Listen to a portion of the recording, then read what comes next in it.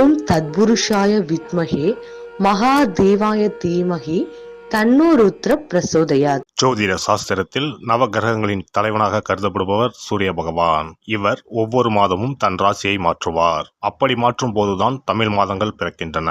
அந்த வகையில் நடைபெறும் விசுவாவசு ஆண்டு மார்ச் மாதம் 15ஆம் தேதி ஞாயிற்றுக்கிழமை அன்று ஏகாதசி திதியில் திருவோணம் நட்சத்திரத்தில் பரிகம் நாமயோகத்தில் பாலவம் கரணத்தில் சித்தயோகம் கூடிய நன்னாளில் இந்த மகத்தான பங்குனி மாதம் பிறக்கின்றது.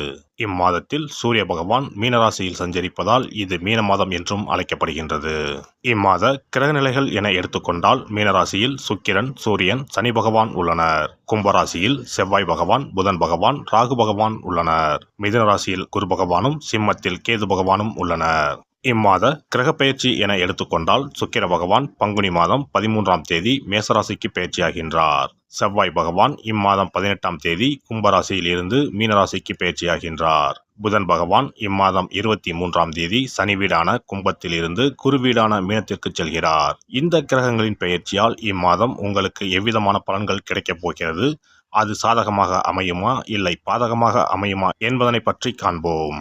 பிறக்கப் போகும் இம்மாதத்தில் ஒரு சில ராசிக்காரர்களின் சிக்கி சீரழிந்த வாழ்க்கை பயணம் மாறப்போகிறது. மனக்கசப்பில் வாழ்ந்து வந்த உங்களுக்கு இனி வசந்த காற்று வீசப்போகிறது. எதிரில் எமனே வந்தாலும் சிவனின் அருளால் எதிர்த்து நின்று போராடும் பலம் உங்களை வந்து சேரும். உங்கள் பிறப்பு ஒரு சாபக்கேடு அல்ல, அது சரித்திரம் படைக்கப் போகிறது. வரும் வாய்ப்பினை சரியாக பயன்படுத்தி கொண்டு உங்கள் வாழ்வில் வளமும் நலமும் செல்வ செழிப்பும் பெற்று வாழ்வில் உயரிய நிலையை அடைய வேண்டும். அடுத்தவர்களின் உணர்வுகளுக்கு மதிப்பளிக்கும் குணமுடைய கடகராசி அன்பர்களே, நீங்கள் குடும்பத்தினரை நேசிப்பவர்கள். இந்த மாதம் புண்ணிய காரியங்களில் ஈடுபட்டு மன திருப்தி அடைவீர்கள். நீங்கள் எடுக்கும் முயற்சிகள் அனைத்திலும் சாதகமான பலன் கிடைக்கும். காரியங்கள் அனுகூலமாக நடக்கும். புத்தி தெளிவு ஏற்படும். உடல் ஆரோக்கியம் பெறும். மனதில் தன்னம்பிக்கையும் தைரியமும் அதிகரிக்கும். மனக்குழப்பம் நீங்கும். பண வரத்து அதிகப்படும். தொழில் வியாபாரத்தில் நீண்ட நாட்களாக இருந்து வந்த பிரச்சனைகள் தீரும். அரசு மூலம் நடக்க வேண்டிய பணிகளில் இருந்த தொய்வு நீங்கும். உத்தியோகத்தில் இருப்பவர்களுக்கு புதிய பதவிகள் கிடைக்கும். மரியாதை அந்தஸ்து ஆகியவை உயரும். எதையும் செய்து முடிக்கும் சாமர்த்தியம் உண்டாகும். குடும்பத்தில் மகிழ்ச்சியான கொண்டாட்டங்கள் இருக்கும். பெரியோர்கள் மூலம் காரிய அனுகூலம் ஏற்படும். கணவன் மனைவிக்கு இடையே நெருக்கம் அதிகரிக்கும். பிள்ளைகள் மூலம் சந்தோஷம் கூடும். உல்லாச பயணங்கள் செல்ல நேரலாம். பெண்களை பொறுத்தவரை இம்மாதம் உங்களது திறமைகள் வெளிப்படும். காரியங்கள் அனுகூலமாக நடக்கும். மனதில் தைரியம் உண்டாகும். கலைத்துறையினருக்கு புதிய ஒப்பந்தங்கள் கிடைக்கப்பெறும். சிரமங்கள் குறையும். வேலைப்பளு குறைந்து காணப்படுவீர்கள். வீட்டை விட்டு வெளியில் தங்க நேரலாம். திடீர் செலவுகள் உண்டாகும். அரசியல் துறையினருக்கு எல்லா காரியங்களும் அனுகூலமாக நடக்கும். மனக்கவலை நீங்கி நிம்மதி உண்டாகும். உங்கள் வாழ்வில் முன்னேற்றம் காண முழு மூச்சுடன் செயல்படுவீர்கள். பொருள் வரத்து அதிகரிக்கும். வாகனம் பூமி மூலம் லாபம் கிடைக்கும். மாணவர்களை பொறுத்தவரை மனதில் இருந்த வீண் பயம் அகலும். கல்வியில் வெற்றி பெற பாடுபடுவீர்கள். நட்சத்திர பலன்கள் புனர்பூசம் 4ஆம் பாதம். இந்த மாதம் குடும்பத்தில் இருப்பவர்கள் உங்களை அனுசரித்து செல்வது மனதுக்கு இதமாக இருக்கும். கணவன் மனைவிக்கு இடையே சிறிய வாக்குவாதம் ஏற்படலாம். பிள்ளைகள் உங்களை புரிந்து கொண்டு நடப்பது மனதுக்கு நிம்மதியை தரும். பூசம் நட்சத்திரம். இந்த மாதம் சாமர்த்தியமான பேச்சின் மூலம் காரிய வெற்றி உண்டாகும். அடுத்தவரை நம்பி பொறுப்புகளை ஒப்படைப்பதில் கவனம் தேவை. மாணவர்களுக்கு கல்வியில் இருந்த போட்டிகள் விலகும். பாடங்களை படிப்பதில் இருந்த இடையூறுகள் நீங்கும். ஆயுள்யம் நட்சத்திரம். இந்த மாதம் துன்பம் வருவது போல் இருக்குமே தவிர ஆனால் வராது. மனதில் ஏதேனும் கவலை பயம் அவ்வப்போது ஏற்படும். உங்களது பேச்சே உங்களுக்கு எதிர்ப்பை உண்டாக்கலாம். யோசித்து பேசுவது நல்லது. ஆன்மீக எண்ணம் அதிகரிக்கும். அருகில் இருக்கும் அம்மன் ஆலயத்திற்கு சென்று நெய் தீபம் ஏற்றி வணங்கி வர குடும்பத்தில் மகிழ்ச்சி நிலவும். நீண்ட நாட்களாக இருந்து வந்த பிரச்சனைகள் தீரும். சிறப்பு தொகுப்பு. கண் திருஷ்டிகள் அகன்று தடைப்பட்டு கொண்டிருக்கும் காரியங்கள் நிறைவேற செய்ய வேண்டிய பரிகாரம் என்ன என்பதனை பற்றி காண்போம். வாழ்க்கையில் நல்ல நிலையில் இருந்தவர்கள் கூட திடீரென்று பொருளாதாரம் இழந்து மன கஷ்டங்களுடன் வாழும் நிலை ஏற்படும். இந்த நிலை எதனால் ஏற்பட்டது என்று ஆராய்ந்து பார்த்தால் பெரும்பாலும் அவர்களின் மீதான கண் திருஷ்டிதான் காரணமாக இருக்கும். கல்லடி பட்டாலும் கண்ணடி படக்கூடாது என்று சொல்வார்கள் அல்லவா, அது உண்மைதான். இது போன்ற பிறரின் பொறாமை கொண்ட கண் திருஷ்டியினால் பலரின் வாழ்க்கை சிரமத்திற்கு ஆளாக நேரிடும். இது போன்ற கண் திருஷ்டிகளிலிருந்து எப்படி தப்பிப்பது? இருக்கவே இருக்கிறது எளிதாக கிடைக்கும் ஊமத்தஞ்செடி. தெய்வ சக்தி நிறைந்த செடியாக கருதப்படும் ஊமத்தஞ்செடியின் காய், பூ, இலைகள் என அனைத்தும் தீய சக்திகள் விரட்ட பரிகாரத்துக்கு பயன்படுகிறது.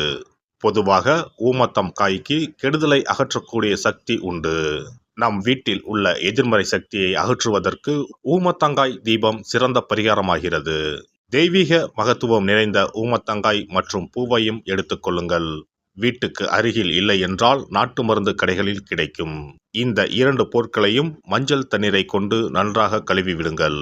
சிறிது நேரம் அவற்றிலுள்ள ஈரம் போக ஆறவிட்டு பிறகு அவற்றை ஒரு மஞ்சள் துணியில் குலதெய்வத்தை வேண்டி ₹1 நாணயத்தோடு சேர்த்து முடிந்து வீட்டின் நிலைப்படியில் கட்டி தொங்க விடுங்கள். இந்த முடிச்சை வெள்ளிக்கிழமை அல்லது ஞாயிற்றுக்கிழமைகளில் தயார் செய்து வாசல் படியில் கட்டுவது சிறப்பு. தினமும் வீட்டில் தீபம் ஏற்றி காண்பிக்கும் போது இந்த முடிச்சுக்கும் காண்பிக்கவும். இதேபோல் ஊமத்தம் இலைகள் கிடைத்தால் அந்த இலைகளை சுத்தமான மஞ்சள் தண்ணீரில் கழுவிவிட்டு அவற்றை கொண்டு வீட்டில் இருக்கும் விநாயகருக்கு திங்கள் கிழமைகளில் தொடர்ந்து அர்ச்சனை செய்து வர வேண்டும். ஊமத்தம் பூவையும் விநாயகருக்கு சூட்டலாம். 3 வாரங்கள் தொடர்ந்து திங்கள் கிழமைகளில் விநாயகருக்கு ஊமத்தை இலையால் அர்ச்சனை செய்து ஊமத்தம் பூவை சூட்டி வழிபட்டால் வீட்டில் உள்ள கெட்ட சக்தி நடமாட்டம் மற்றும் கண் திருஷ்டிகள் தீரும். ஊமத்தம் செடியும் சிவபெருமானுக்கு உகந்த இலை ஆகும். இந்த ஊமத்தங்காய் வைத்து சிவபெருமானுக்கு தீபம் ஏற்றி வழிபடுவதன் மூலம் நமது பிரச்சனைகளில் இருந்து எளிதாக விடுபட முடியும். முதலில் 2 ஊமத்தங்காய்களை எடுத்துக்கொள்ள வேண்டும். அவற்றின் மீது முட்கள் இருப்பதால் மிகவும் கவனமாக கையாள வேண்டும். ஊமத்தங்காயின் காம்பு பகுதிகளை வெட்டி கொண்டு கத்தியை பயன்படுத்தி ஊமத்தங்காயின் உள்ளே இருக்கும் விதை பகுதியை முழுவதுமாக நீக்கிவிட வேண்டும். பின்னர் 2 அகல் விளக்குகள் மற்றும் விளக்கு வைப்பதற்கான 2 தட்டுகளை எடுத்து சுத்தம் செய்து அவற்றிற்கு மஞ்சள் குங்குமம் போட்டு வைத்துக் கொள்ள வேண்டும். பின்னர் 2 தட்டின் மீதும் ஒவ்வொரு அகல் விளக்கை வைத்துக் கொள்ள வேண்டும்.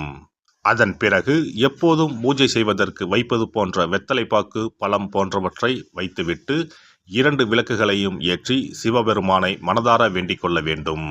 எனக்கு இருக்கும் பிரச்சனைகள் அனைத்தும் தீர்ந்து இன்பமான வாழ்க்கை கிடைக்க வேண்டும் என வேண்டிக் கொள்ள வேண்டும். இந்த பூஜையை வெள்ளிக்கிழமை அன்று தொடங்கினால் தொடர்ந்து 9 வெள்ளிக்கிழமைகள் செய்ய வேண்டும். ஊமத்தங்காயின் மீது எவ்வாறு முட்கள் இருக்கிறதோ அதுபோல நமது வாழ்க்கையில் இருக்கும் முட்கள் போன்ற பிரச்சனைகளை அவை தீர்த்து வைக்கின்றன. இந்த பூஜையை நாம் தொடர்ந்து செய்து வருவதால் நம் மீது இருக்கும் கண் திருஷ்டிகள் அகன்றுவிடும். தீராத துயரங்கள் தீர்ந்துவிடும். பணம், நகை நம்மிடம் பெருகி வரும். சிலருக்கு கையில் சுத்தமாக பணம் இருக்காது. வறுமை தாண்டவமாடும். கடன் தொல்லையால் கஷ்டப்படுவார்கள். பண பிரச்சனையில் சிக்கி கொண்டிருப்பவர்கள் இந்த தீபத்தை ஏற்றினால் 3 வாரங்களில் நல்ல பலனை பெற முடியும். தொழிலில் நல்ல முன்னேற்றம் இருக்கும். கடன் பிரச்சனைகள் தீரும். உறவினர்களிடையே பகைமை இருந்தால் அவையும் மறைந்துவிடும். நோய்வாய் உள்ளவர்கள் இந்த தீபத்தை ஏற்றுவதன் மூலம் நல்ல பலனை பெற முடியும். பொதுவாகவே எந்த பரிகாரம் என்றாலும் அதை முழு நம்பிக்கையுடன் செய்தால் மட்டுமே முழு பலன் கிடைக்கும் என்பதை நினைவில் கொள்ளுங்கள். எல்லாம் வல்ல இறையருளால் நீங்களும் உங்கள் அன்பு குடும்பமும் உடல் நலம், நீலாயுள், நிறை செல்வம், உயர் புகழ், மெய்ஞானம் ஓங்கி வாழ்க வளமுடன். இந்த வீடியோ பதிவு உங்களுக்கு பிடித்திருந்தால் லைக் பண்ணுங்க, கமெண்ட் பண்ணுங்க, ஷேர் பண்ணுங்க. மறக்காம சப்ஸ்கிரைப் பண்ணுங்க. பக்கத்துல இருக்கிற பெல் பட்டனை கிளிக் பண்ணுங்க. நன்றி, வணக்கம். ஓம் நமச்சிவாய. சிவாய நம.